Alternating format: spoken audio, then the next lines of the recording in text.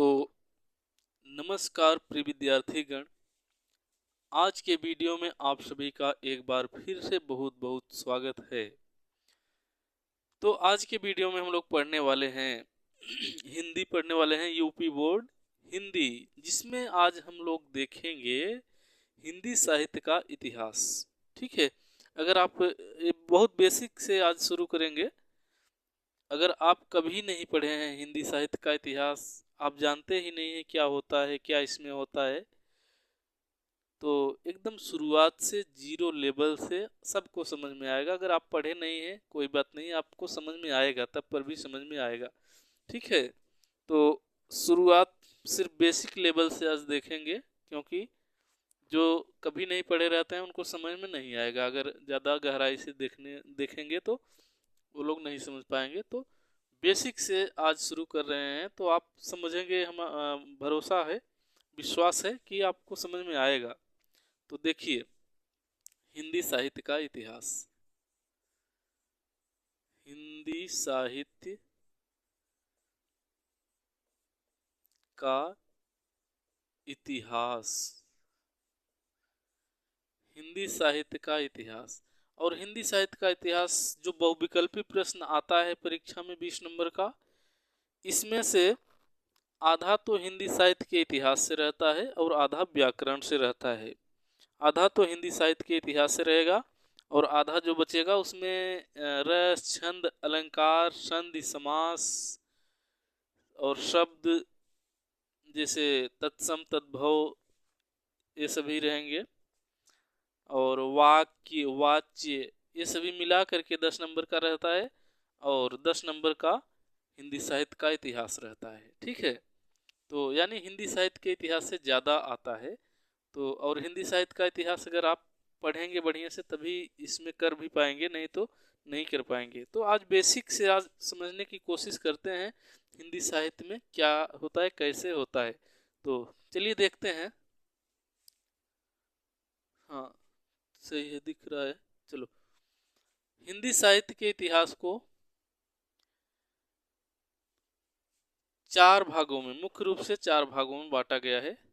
वैसे तो 3 भाग में कर सकते हैं, जो मध्यकाल है उसको 2 भागों में बांट दिए हैं तो 4 भाग हो जाता है। आचार्य रामचंद्र शुक्ल जो हैं 4 भागों में बांटे हैं, तो अलग अलग विद्वान अलग अलग माने हैं। तो आचार्य रामचंद्र शुक्ल का इतिहास जो है, यही ज़्यादा मान्यता इसी को है, तो इन्हीं का हम लोग देखने वाले हैं। तो चलिए देख लेते हैं। हिंदी साहित्य का इतिहास आचार्य रामचंद्र शुक्ल जो लिखे थे 1929 में 1929 ईस्वी में ये लिखा गया, यानी प्रकाशन इसका है। ये कौन लिखा? आचार्य रामचंद्र शुक्ल।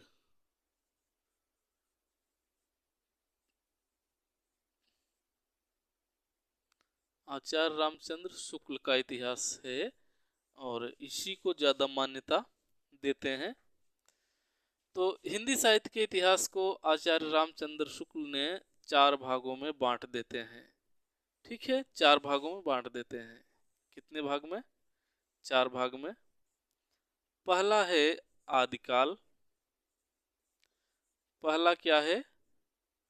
पहला आदिकाल है। दूसरा है भक्तिकाल।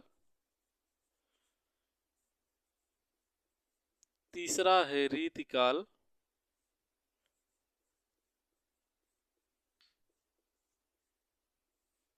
रीतिकाल हो गया। चौथा है आधुनिक काल। ये है, और इसका दो दो नाम है, क्योंकि आचार्य रामचंद्र शुक्ल जी जो हिंदी साहित्य का इतिहास लिखे हैं, ये विधेयवादी पद्धति का प्रयोग किए हैं। और विधेयवादी पद्धति का एक विशेषता होती है विधेयवादी पद्धति का, इसमें नामकरण में एक काल का 2 नाम होता है, इसकी विशेषता होती है। तो एक तो आदिकाल कहे ही हैं। वैसे तो ये जो नाम दिए हैं, सबसे पहले इसको तो कहे थे, मतलब इस पर ज़्यादा जोर दिए हैं कौन? आचार्य हजारी प्रसाद द्विवेदी। आचार्य हजारी प्रसाद इस पर ज्यादा जोर दिए हैं। अगर पूछा जाए आदिकाल कौन कहा तो आचार्य हजारी प्रसाद का ही नाम सही माना जाएगा। लेकिन रामचंद्र शुक्ल भी ये सब कहे हैं। लेकिन इसके साथ साथ एक नाम और दिए हैं, एक नाम और दिए हैं। आदिकाल को वीरगाथा काल भी कहे हैं। वीरगाथा काल अगर एग्जाम में आएगा तो शुक्ल का जब पूछा जाएगा तो वीरगाथा काल देगा, यानी वीरगाथा काल कौन कहा था, तो आचार्य रामचंद्र शुक्ल कहे थे। और ये ऊपर वाला अगर रहेगा आदिकाल कौन कहा तो हजारी प्रसाद का नाम उसमें रहेगा, सही होगा हजारी प्रसाद का। ठीक है, तो आदिकाल को वीरगाथा काल भी कहे हैं, ये कौन कहा, शुक्ल जी। और भक्ति काल को पूर्व मध्य काल भी कहे हैं, पूर्व मध्य काल। रीतिकाल को उत्तर मध्य काल कहे हैं, उत्तर मध्य काल। और आधुनिक काल को नाम दिए हैं गद्य काल। गद्य काल नाम देने का कारण यही है कि आधुनिक काल में गद्य की रचनाएं ज्यादा हुई हैं। ठीक है, ये हो गया। अब समय देख लेते हैं सभी का। तो आदिकाल का समय माने हैं आचार्य शुक्ल जी विक्रम संवत 1050 से 1375। 1050 से 1375 ये ईस्वी नहीं है, ये क्या है, विक्रम संवत में है। और ईस्वी अगर इसको बनाना है तो 57 साल घटा देंगे, ईस्वी में आ जाएगा। ठीक है, तो आदिकाल यानी वीरगाथा काल का समय है विक्रम संवत 1050 से 1375।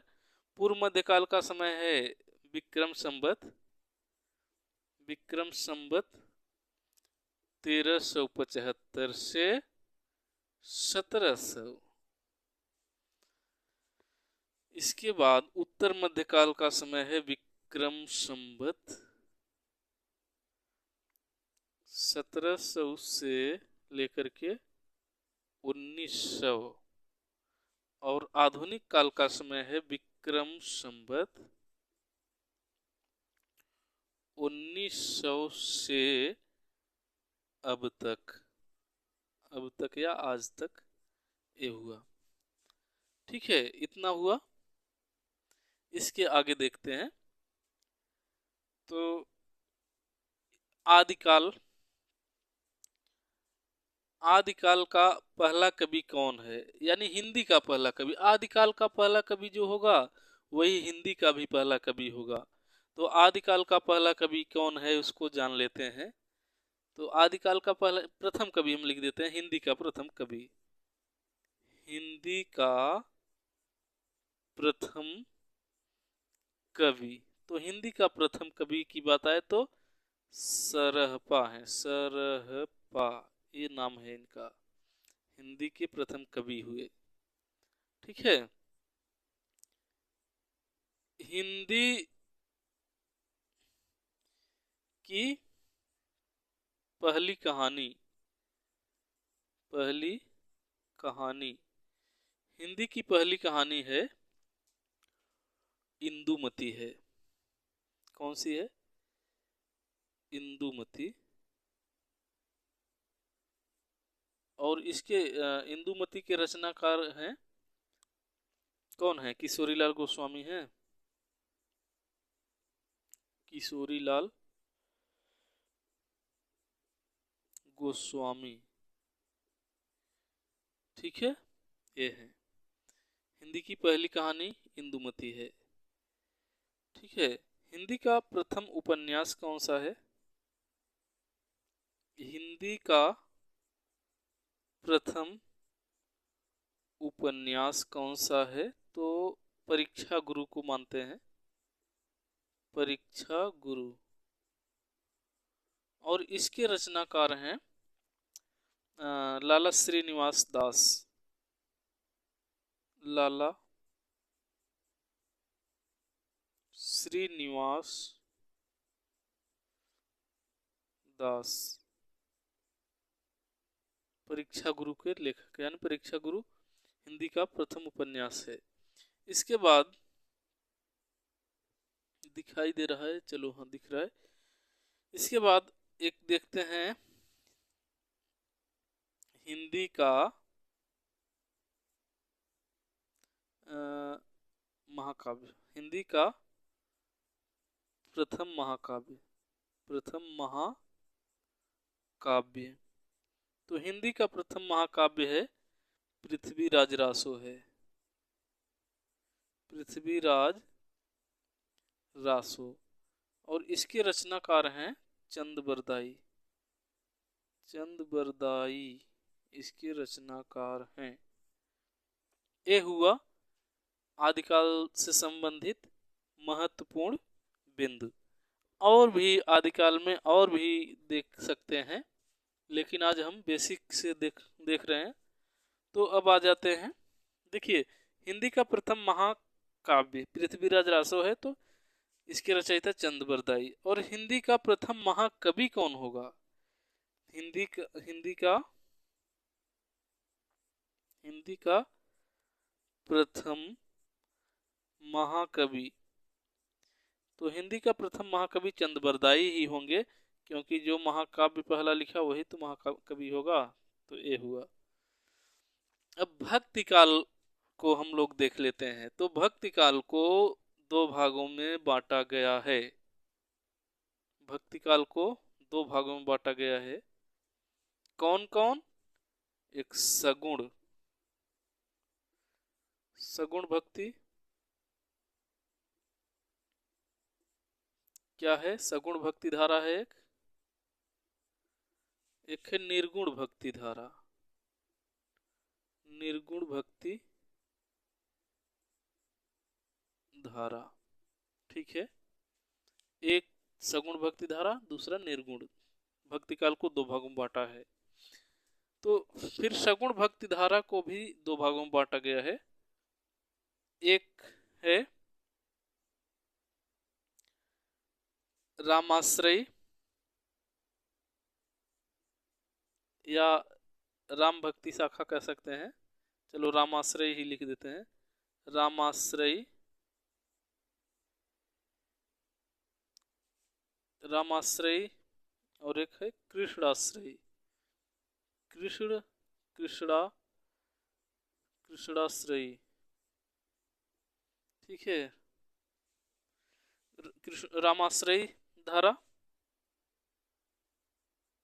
और कृष्णाश्रयी धारा, इसको आप लिख सकते हैं राम भक्ति धारा, कृष्ण भक्ति धारा भी कह सकते हो। और राम भक्ति धारा के प्रमुख कवि कौन हैं? प्रमुख कवि इसके हैं, राम भक्ति धारा के प्रमुख कवि हैं तुलसीदास और कृष्ण भक्ति धारा के प्रमुख कवि हैं सूरदास। कौन? सूरदास हैं, ठीक ना। फिर अब निर्गुण भक्ति धारा को भी दो भागों में बांट दिया गया है। कौन कौन? एक तो संत काव्य धारा, संत काव्य धारा। एक तो दूसरा सूफी काव्य धारा, सूफी काव्य धारा। संत काव्य धारा, सूफी काव्य धारा, दो भागों में इसको भी बांटा गया है। तो नीचे अब नहीं दिख रहा है तो ऊपर लिखना पड़ेगा। तो संत काव्य धारा के प्रमुख कवि हैं कबीर और सूफी काव्य धारा के प्रमुख कवि हैं जायसी, यानी मलिक मोहम्मद जायसी जिसको कहते हैं वही, ठीक है। तो इतना हुआ। और ब्लैक एक व्हाइट बोर्ड भी हमारा भर चुका है।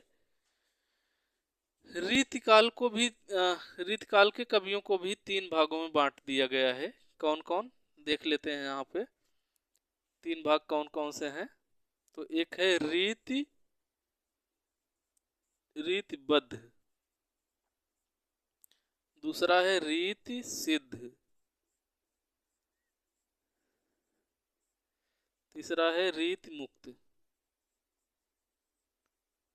ये तीन धाराएं हैं। धाराएं नहीं, ये मतलब रीति काल के कवियों को 3 भागों में बांटकर अध्ययन किया गया है। तो ये है। तो अब देखना है रीतिबद्ध में कौन आता है, रीति सिद्ध में कौन आता है और रीति मुक्त में कौन आता है।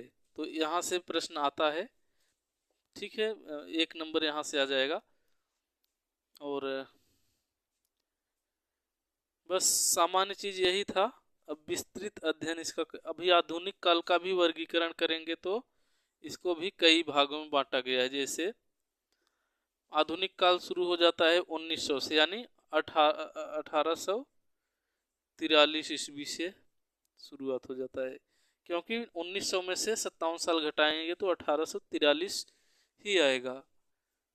ठीक है, तो यहाँ से आधुनिक काल की शुरुआत हो जाती है, यहाँ ये प्रश्न बनता है, तो इसको ध्यान रखना है आपको। ठीक है, तो इसको आप सब लिख सकते हैं। इस वीडियो में बस इतना ही। हम मिलेंगे फिर किसी दूसरे वीडियो में।